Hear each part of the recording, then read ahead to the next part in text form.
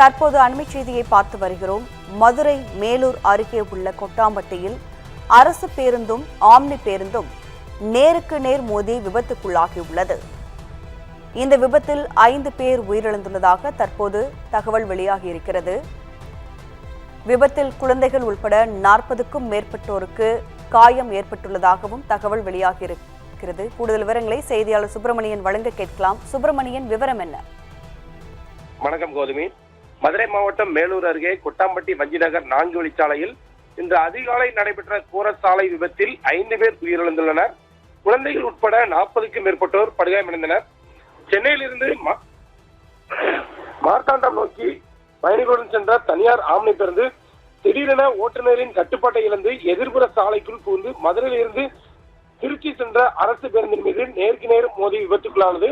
இதையடுத்து ஆம்னி பேருந்து மீண்டும் தனது பாதைக்கு திரும்பிய போது சாலையோரத்தில் அமைந்திருந்த பேருந்து பயணிகள் நிழற்குடையிலும் மோதி அதை முழுமையாக சேதப்படுத்தியது.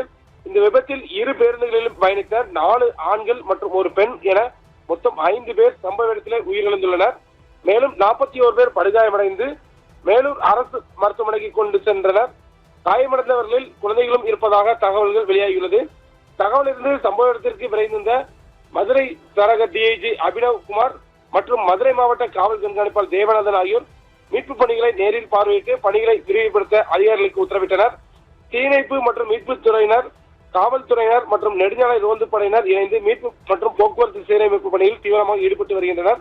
இந்த விபத்து தொடர்பாக காவல்துறையினர் வழக்கு பதிவு செய்து விபத்திற்கான காரணம் குறித்தும் தீவிர விசாரணை மேற்கொண்டு வருகின்றனர். கோதுமி,